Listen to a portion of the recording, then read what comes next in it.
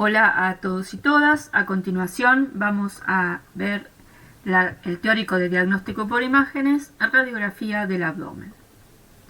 En primer lugar, decir que la radiografía de abdomen que se realiza habitualmente de rutina es una radiografía con el paciente en decúbito supino, es decir, boca arriba, y los rayos tienen una dirección anteroposterior, es decir, que la parte posterior del paciente es la que queda por debajo y lo más cerca posible de la placa radiográfica. Eso porque los órganos que están en el sector posterior son los que nos interesan particularmente para la exploración. La radiografía de abdomen debe extenderse desde las bases pulmonares hasta la sínfisis del pubis. La radiografía entonces de abdomen de rutina es la radiografía en decúbito dorsal, porque es la que nos da mayor detalle anatómico. Se puede agregar una radiografía de abdomen en bipedestación, o el paciente de pie, para en los casos que estemos estudiando un paciente con una probable oclusión intestinal. ¿Cómo vamos a estudiar esta radiografía de abdomen? Bueno, vamos a hacer el análisis topográfico que hacemos habitualmente en el examen físico, es decir, dividiendo en dos líneas horizontales y dos líneas verticales al abdomen en hipocondrio derecho, hipocondrio izquierdo, región epigástrica, región umbilical, flanco derecho y flanco izquierdo, hipogastrio, fosa ilíaca derecha y fosa ilíaca izquierda, teniendo en cuenta los distintos órganos que tienen domicilio en ese lugar. De esa forma, cuando tengamos alguna patología, vamos a recordar desde el punto de vista anatómico qué es lo que hay allí. Por ejemplo, en la región epigástrica sabemos que está el lóbulo izquierdo del hígado, está el estómago, está el páncreas en el sector posterior, o en el hipocondrio derecho el hígado, la vesícula, etc. O en la fosa ilíaca derecha el apéndice cecal. De esa forma estudiamos entonces las distintas patologías y su localización de acuerdo a la localización anatómica.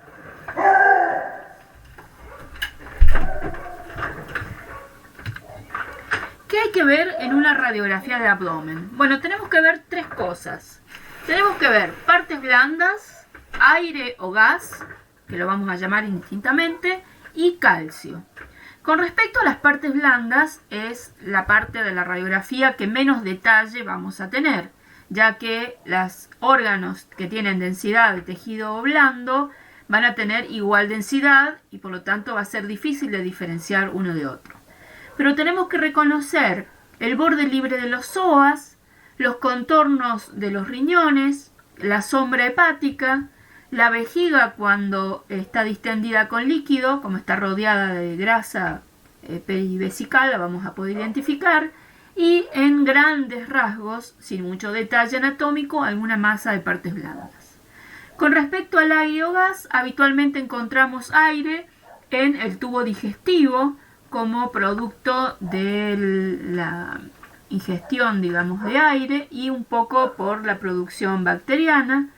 También vamos a estudiar si hay aire donde no debe haber aire, es decir, fuera del tubo digestivo, ya sea aire libre, y ahí estamos hablando de un neumoperitoneo o un retroneumoperitoneo, o en lugares donde habitualmente no hay, por ejemplo en la pared de algunos órganos. Y finalmente, la tercer detalle que vamos a analizar de la radiografía es si hay calcio patológico, es decir, calcificaciones patológicas y el calcio que habitualmente hay en el esqueleto. Entonces, vamos a empezar por las partes blandas. Acá tenemos en una radiografía de abdomen a la izquierda el borde libre de los psoas, que lo tenemos que diferenciar bien, como lo vemos también en el dibujo que está arriba. En la radiografía de la derecha vemos el borde libre del psoas derecho, pero el borde libre del psoas izquierdo está borrado por una imagen que tiene igual densidad. Por el signo de la silueta, nosotros sabemos que cuando hay dos lesiones o dos órganos que tengan igual densidad y están en el mismo plano, se van a borrar sus límites. Por eso es importante ver el borde libre de los psoas, ya que si desaparece podemos inferir que hay alguna patología, la cual deberá ser explorada, por supuesto, con técnicas de imagen más avanzadas. En el hipocondrio derecho habitualmente vemos la sombra hepática. Aproximadamente el borde inferior está a nivel del 10º arco costal posterior derecho, como vemos aquí en esta imagen. En este caso también se ven algunos clips de una cirugía de vesícula previa. Del lado izquierdo podemos ver el riñón, en este caso el riñón izquierdo, que tiene aproximadamente un diámetro de una longitud de 10 a 12 centímetros, más o menos 4 cuerpos vertebrales. El riñón izquierdo más alto que el riñón derecho, tiene una forma ovoide y se lo puede ver porque está rodeado de grasa perirrenal. Esta grasa, como tiene menor densidad que el tejido blando, por eso podemos diferenciar el riñón, la grasa perirrenal y el borde del psoas, como podemos ver aquí. El vaso es difícil de ver en las radiografías, habitualmente también a nivel de la 11º o 12º arco costal posterior, del lado izquierdo. Habitualmente tiene unos 12 centímetros de longitud máxima, más o menos el diámetro del riñón es como del riñón es como de la del vaso, es similar. Es un órgano intraperitoneal, podemos ver tejido graso que lo separa del riñón, que está retroperitoneal. Acá también podemos ver el músculo psoas y cómo está separado el psoas del riñón izquierdo. La vejiga la vamos a ver con una densidad de tejido blando si tiene contenido líquido, rodeada por tejido graso en la pelvis, por lo tanto se puede ver. En algunos casos se puede ver una impronta inferior en los casos de aumento de tamaño prostático en el hombre, o en mujeres puede haber una impronta superior donde se apoya el cuerpo uterino. La ascitis es difícil de visualizar en una radiografía. El mejor método para ver líquido libre en el abdomen es la ecografía en primera instancia. En una radiografía puede haber un borramiento del borde de los psoas y con una densidad de tejido blando que no podemos caracterizar muy bien, vamos a necesitar otro método de imagen. Las masas pélvicas también, como tienen densidad de tejido blando, es difícil de distinguir a qué patología puede corresponder. Por ejemplo, acá vemos cómo hay un desplazamiento superior de las asas intestinales y de esa forma se infiere que en la pelvis o hay una masa quística, por ejemplo, o una vejiga neurogénica con un globo vesical. No podemos saber exactamente qué, pero bueno, hay asas desplazadas y de esa forma, en forma indirecta, podemos pensar que hay alguna patología pelviana que tiene una densidad de tejido blando. Vamos a necesitar otro método, como una ecografía, por ejemplo, para determinar mejor a qué corresponde. Con respecto al calcio, vamos a analizar el calcio que hay en los huesos normalmente y las calcificaciones patológicas.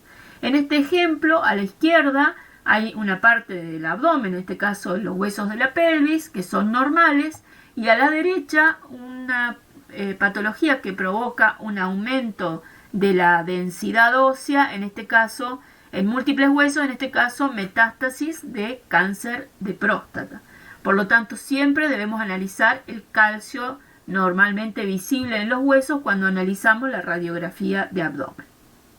Y también los múltiples causas de calcificaciones abdominales, algunas más relevantes desde el punto de vista clínico que otras. La lista es bastante larga, acá hay algunos ejemplos de los cuales veremos imágenes a continuación. En esta radiografía encontramos distintos tipos de calcificación. En primer lugar aquí, en el hipocondrio derecho, calcificaciones redondeadas con un centro radiolúcido. Esto corresponde a calcificaciones en la vesícula biliar, a litiasis de la vesícula biliar. Hay que tener presente que solo un 10 a 15% de las litiasis vesiculares están calcificadas y por lo tanto se ven en las radiografías. Por lo tanto, no debería ser la radiografía el método más adecuado para el estudio de la colelitiasis. Lo mejor, si sospechamos litiasis vesicular, es una ecografía.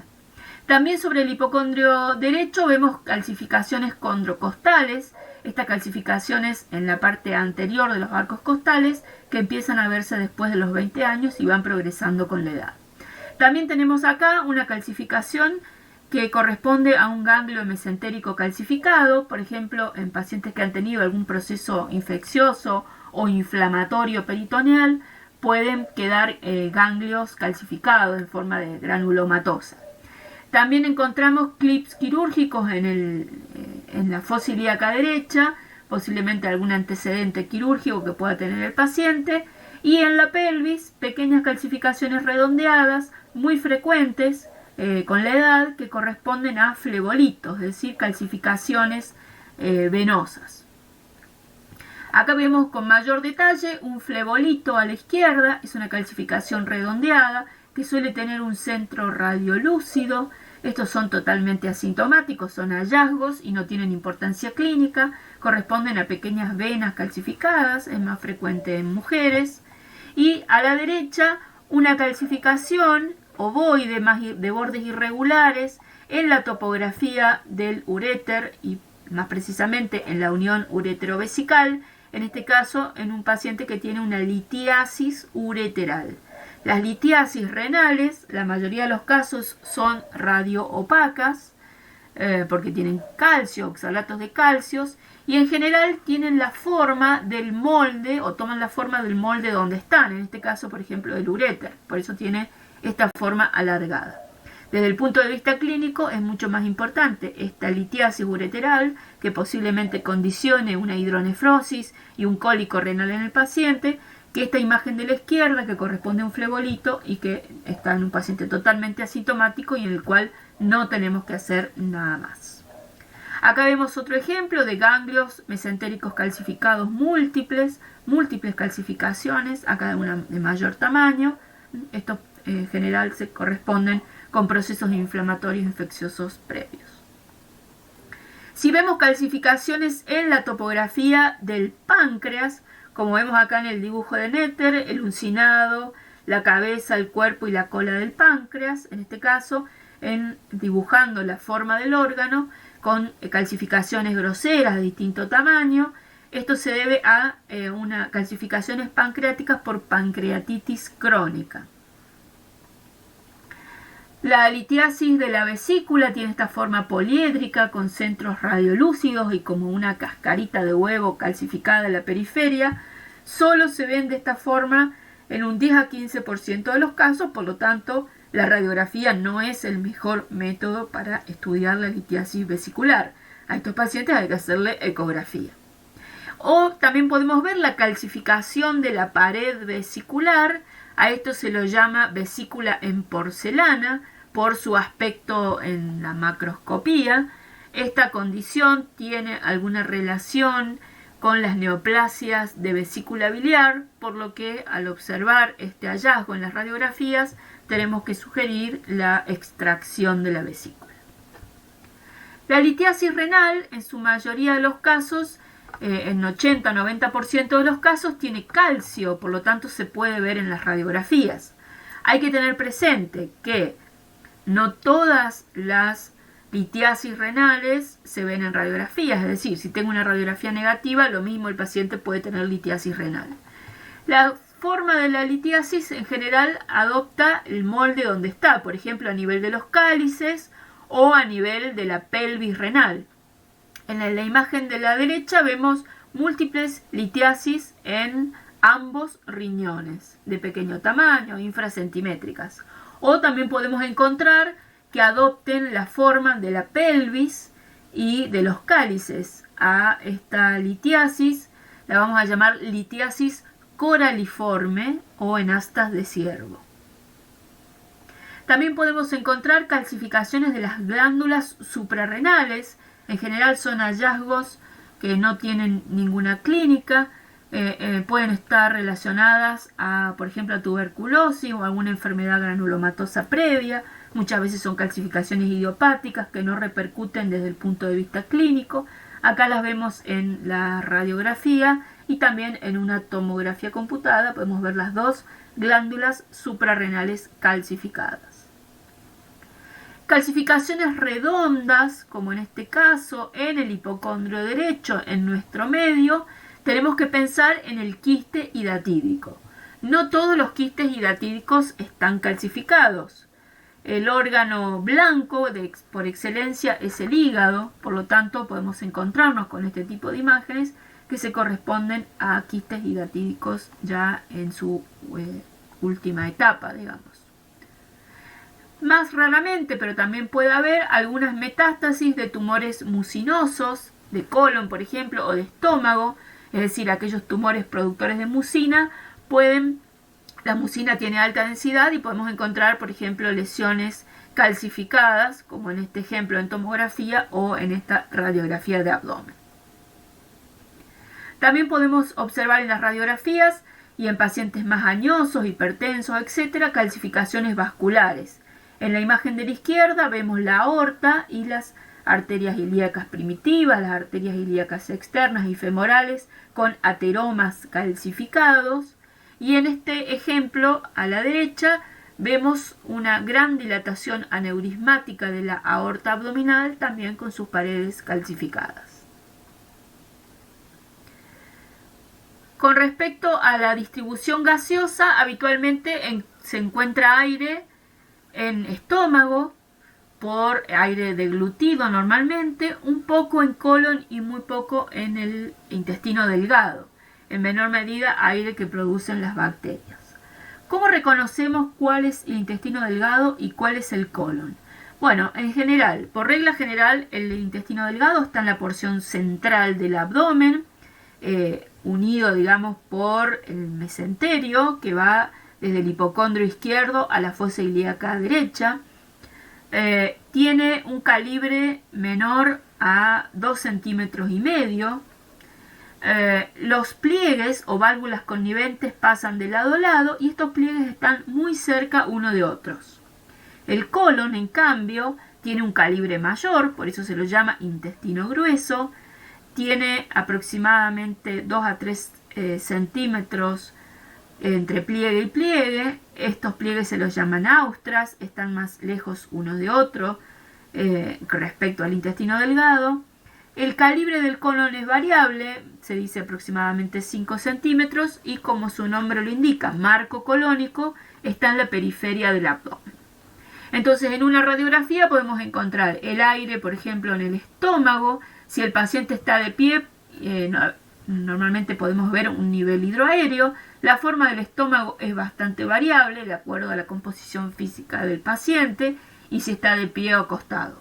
El intestino delgado está en la parte central del abdomen, tiene un calibre entonces no mayor a 2,5 centímetros, tiene pliegues muy cerquita uno de otro que habitualmente se los ven que pasan de lado a lado. Estos son los pliegues de Kerkring o válvulas conniventes. Y el colon está en la periferia del abdomen, en este caso vemos el colon derecho, el colon transverso, que en algunos casos cuelga como una guirnalda, y el ángulo esplénico, que está aquí en la parte superior en el hipocondrio izquierdo. Tiene pliegues que no pasan de lado a lado en general y están más lejos, tienen varios centímetros. A estos pliegues se los llama austras. ¿Qué es lo que puede pasar de patología a nivel del tubo digestivo? Podemos tener mucha cantidad de aire dentro del tubo digestivo y ahí podemos estar ocasionado por un híleo que puede ser paralítico o puede ser obstructivo, o puede haber aire fuera del tubo digestivo. En primer lugar, analizaremos radiológicamente el híleo paralítico o híleo adinámico, es decir, no hay una causa obstructiva a nivel intestinal, pero hay un hipoperistaltismo o directamente un aperistaltismo. No vamos a escuchar ruidos hidroaéreos. Habitualmente esto sucede en los postoperatorios, en los pacientes con sepsis, con peritonitis, en los politraumatizados o con alteraciones hidroelectrolíticas, por ejemplo, en una cetoacidosis diabética. ¿Qué es lo que vamos a ver en una radiografía con un híleo paralítico? Vamos a ver asas de intestino delgado y de colon dilatadas. totalmente, todas dilatadas, sin encontrar un punto donde veamos asas normales, es decir, están todas dilatadas. Aquí el intestino está paralizado, se va llenando de aire, pero no se elimina. En algunos casos podemos encontrar algunas partes del intestino atónicas, en este caso una atonía gástrica. Esto se puede ver en pacientes diabéticos. A la izquierda el paciente de pie con un nivel hidroaéreo, todo esto es el estómago, y a la derecha el paciente acostado. Todo esto corresponde, esta imagen acá remarcada con azul, corresponde al estómago distendido, pero no hay en este caso una obstrucción, no hay un síndrome pilórico, solo hay una atonía gástrica, una gran dilatación gástrica. La obstrucción del intestino delgado es la más frecuente. El hilo obstructivo puede ser del intestino delgado o puede ser del colon. El intestino delgado es más frecuente porque tiene un calibre menor. Vamos a encontrar en las imágenes asas dilatadas con niveles hidroaéreos, como en escalera, como un apilamiento de asas intestinales. Las causas más frecuentes de obstrucción del intestino delgado son las bridas o adherencias, en un 60% aproximadamente. Por lo tanto, es muy importante reconocer si el paciente tiene algún antecedente quirúrgico, aunque en algunos casos no necesariamente debe tener antecedente quirúrgico. Es muy importante este antecedente. La segunda causa son las hernias atascadas, hernias inguinales, umbilicales, etc. Principalmente es el intestino delgado porque tiene un calibre menor y además es más móvil que el colon, el que puede introducirse en un orificio herniario y atascar y por lo tanto producir una obstrucción. Los tumores son menos frecuentes y también podemos tener obstrucción del intestino delgado por ilio biliar. Acá vemos un ejemplo de una radiografía con múltiples asas de intestino delgado dilatadas. Podemos ver que es intestino delgado porque está en la parte central del abdomen, tiene pliegues muy cerquita uno de otro, mide más de 2,5 centímetros, en este caso 5 centímetros. Este paciente tiene en este sector una sutura mecánica, por lo tanto podemos inferir que tiene un antecedente quirúrgico y por lo tanto la causa más frecuente de obstrucción del intestino delgado. Acá en este ejemplo vemos una radiografía con el paciente en decúbito dorsal y con el paciente de pie, es decir, el par radiológico de abdomen.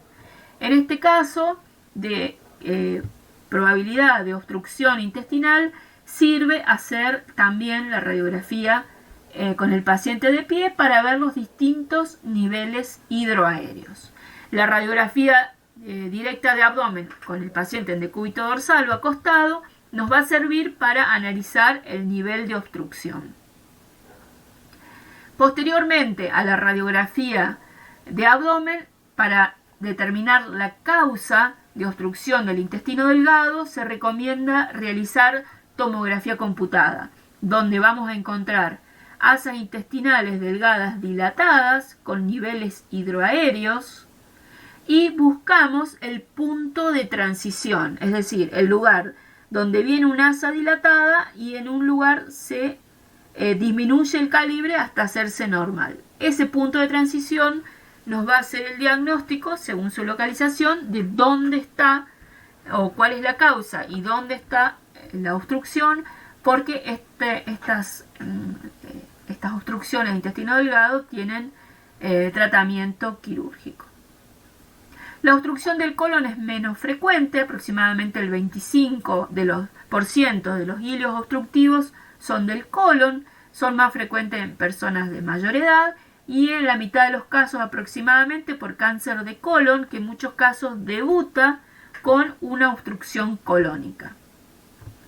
Lo que se debe realizar es la radiografía de abdomen de pie acostado y posteriormente un colon por enema o una tomografía computada.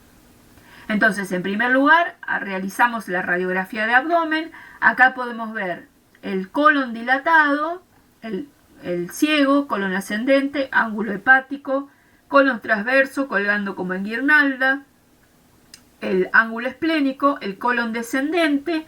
Cuando pasa la cresta ilíaca lo vamos a llamar colon sigmoides. hasta este punto donde deja de verse dilatado. Por lo tanto, en las obstrucciones recomendamos seguir el camino, decir, bueno, ¿hasta dónde está dilatado? Porque el punto donde está la transición, hasta donde está dilatado, nos va a hablar de cuál es la causa y cuál es el sitio de obstrucción. En este caso vemos que no hay o hay muy poco gas a nivel rectal, por lo tanto sospechamos que la obstrucción está aquí en el colon sigmoides. ¿Podría estar dilatado el intestino delgado también cuando se obstruye el colon? Sí, si la válvula ileocecal es incompetente, se va a dilatar el colon y el intestino delgado. Si la válvula ileocecal es competente, solo voy a tener obstrucción del colon cuando la obstrucción sea obviamente colónica. Entonces, acá tenemos un ejemplo de una obstrucción de colon donde tiene una válvula ileocecal incompetente, porque vemos múltiples asas de intestino delgado en la parte central del abdomen con múltiples niveles giroaéreos y además veo el colon dilatado, el colon ascendente, el colon transverso y parte del descendente. Le realizo un colon por enema, es decir, la introducción de un material de contraste que se llama vario con B larga, a nivel rectal, por una sonda a nivel rectal. El contraste llega a este sector donde se ve una clara imagen de estenosis correspondiente a una neoplasia infiltrativa, en este caso en el colon sigmoides. El 60% de los cánceres de colon o de recto colon se dan en el lado izquierdo, más frecuentemente entonces en recto o en colon sigmoides. Podemos tener otras causas de obstrucción colónica. En este caso vemos una gran dilatación colónica. Todo esto que vemos aquí corresponde a una dilatación del colon. Esto es otra de las causas de obstrucción del colon, que corresponde al vólvulo de sigmoides y una imagen que se le ha dado en llamar imagen en grano de café. Es decir, que hay una rotación del colon y por lo tanto produce una obstrucción, más frecuentemente del colon sigmoides, aunque también podemos encontrar vólvulos secales. Acá vemos un ejemplo. Esta gran dilatación del colon, esta imagen que está aquí arriba, corresponde al ciego arrotado sobre el ciego y se ubica en esta posición. Este es un vólvulo secal que es menos frecuente que el vólvulo de sigmoides. ¿Qué pasa cuando hay aire fuera del tubo digestivo? Si hay aire en la cavidad peritoneal, lo vamos a llamar neumoperitoneo. En estos casos se recomienda acompañar la radiografía de abdomen con una radiografía de tórax con el paciente en bipedestación, porque de esa forma podemos ver en el hipocondrio derecho el aire situado entre el hígado y el diafragma. Si el paciente no se puede poner de pie, le puedo hacer una radiografía en decúbito lateral izquierdo, es decir, dejando el hipocondrio derecho arriba, con rayo horizontal. Entonces lo que podemos obtener es esta en la radiografía de tórax, entonces ver el hígado, el borde superior hepático, aire y el hemidiafragma derecho, que habitualmente no lo vemos. ¿Por qué se busca más del lado derecho? Acá tenemos un ejemplo de una pequeña cantidad de aire en topografía subdiafragmática derecha. ¿Por qué buscamos el lado derecho? Porque el lado izquierdo habitualmente está el intestino o está el estómago y es más difícil ver aire libre. Por lo tanto, en general se lo busca sobre el hemidiafragma derecho. Hay que tener en cuenta que para realizar esta radiografía y para ver el neumoperitoneo en este lugar, tenemos que poder poner al paciente de pie unos minutos. Como vemos acá nuevamente un neumoperitoneo, si el paciente no puede estar de pie, le hago una radiografía en decúbito lateral izquierdo con rayo horizontal y puedo ver cómo el aire va al sector más alto y en este caso dibuja el borde inferior y lateral del hígado. Y si no lo puedo ver con las radiografías, tengo que pasar y realizar una tomografía computada para buscar pequeñas cantidades de aire libre, principalmente causados por ruptura, por ejemplo, de una úlcera gastroduodenal o de una diverticulitis. En algunas ocasiones el colon se interpone entre el diafragma y el hígado y bueno, nos puede dar esta imagen que es un diagnóstico diferencial con el neumoperitoneo. Esto se llama síndrome de Chilaiditi, pero son pacientes que no tienen ninguna clínica de perforación del tubo digestivo. Podemos encontrar aire también en la pared del intestino, eso se llama neumatosis intramural, se suele ver en múltiples patologías, pero en algunas muy graves, como en la enterocolitis necrotizante del neonato o en el infarto de intestino mesentérico en los pacientes más viejos. Podemos encontrar entonces aire en la pared del intestino. Este es el intestino que tiene como un hilo adinámico regional y aire en la pared. Este aire por las venas mesentéricas puede llegar al hígado y tener aire a nivel de la vena porta. Eso se llama neumatosis portal. Este gas en la vena porta generalmente se ve a nivel periférico, ya que es el drenaje, digamos, el flujo venoso portal es del centro a la periferia. Esas son condiciones graves con pacientes con alta mortalidad.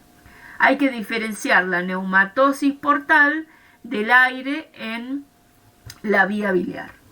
Otras patologías inflamatorias agudas abdominales que podemos estudiar con las imágenes: apendicitis, colecistitis, pancreatitis, diverticulitis, megacolon tóxico, isquemia intestinal, abscesos, peritonitis. Este es un ejemplo de una colecistitis enfisematosa, un paciente diabético. Acá vemos aire en la pared de la vesícula y un nivel hidroaéreo también a nivel vesicular. En la tomografía computada lo podemos ver con más detalle. Hay que tener en cuenta que en el caso de la colecistitis enfisematosa la ecografía no nos va a ayudar mucho. Hacemos radiografía y tomografía computada. En el caso del megacolon tóxico es un proceso al cual se llega por distintas patologías inflamatorias o infecciosas a nivel intestinal. Encontramos una dilatación importante del colon transverso, pero sin obstrucción, y hay que tener presente que está absolutamente contraindicado realizar un colon por enema. En este caso vemos una gran dilatación del colon transverso en el contexto de un paciente con un proceso de infección intestinal. Acá vemos en el esquema, corresponde entonces al colon transverso muy dilatado, más de 5 centímetros y medio.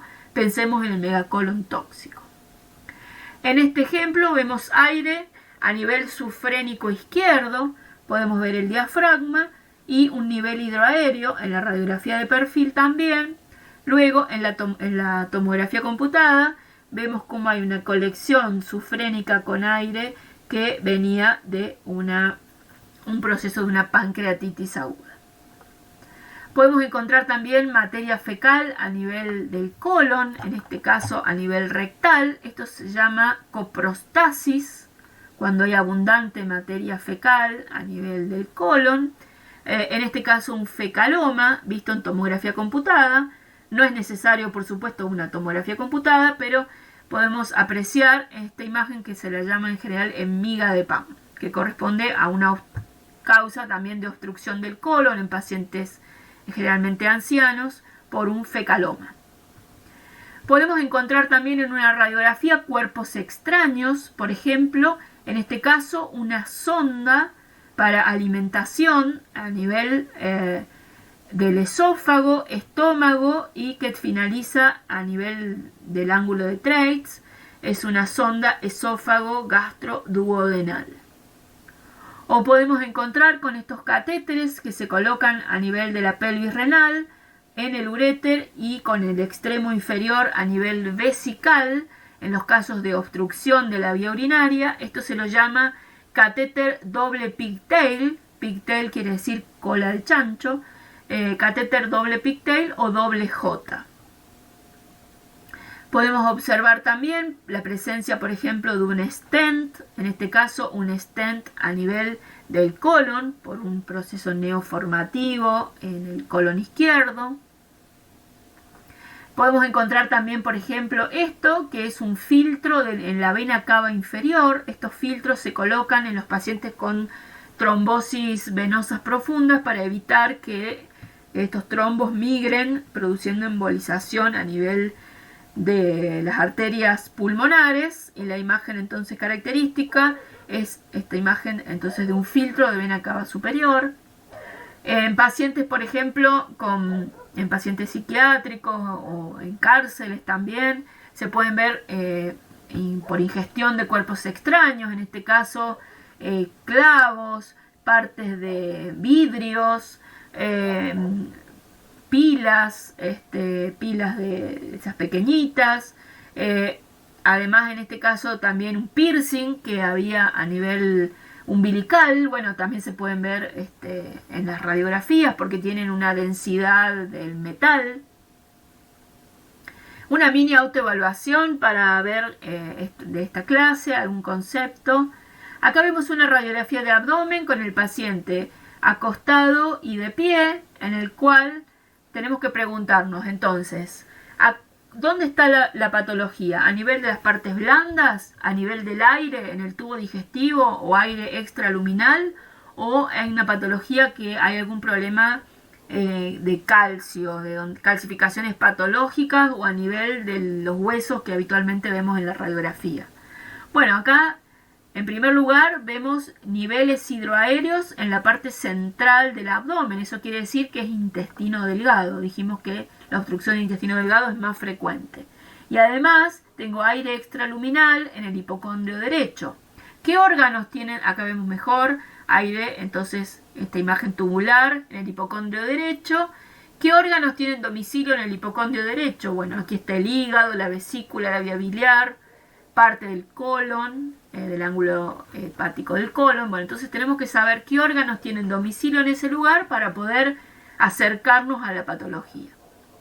Entonces, en este ejemplo, aire donde no tiene que haber aire, que es aquí a nivel de la vía biliar, eso se lo llama aerobilia.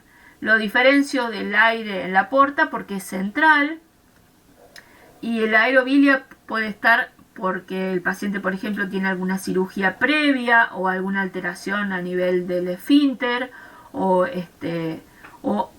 algún tipo de fístula biliodigestiva. También veo niveles hidroaéreos y más difícil de ver en la radiografía una litiasis ectópica. El diagnóstico, acá la vemos con un mayor acercamiento. El diagnóstico se debe realizar con la radiografía y con la tomografía computada. Aquí vemos el intestino delgado dilatado con niveles hidroaéreos y una litiasis ectópica, una litiasis que estaba en la vesícula biliar, que perforó la pared de la vesícula biliar, pasó al intestino delgado, migró y en algún lugar quedó atascada, y esto es una de las causas de obstrucción del intestino delgado, que es el ileobiliar. Eso es todo por ahora. Les dejo mi correo electrónico por consultas y muchas gracias.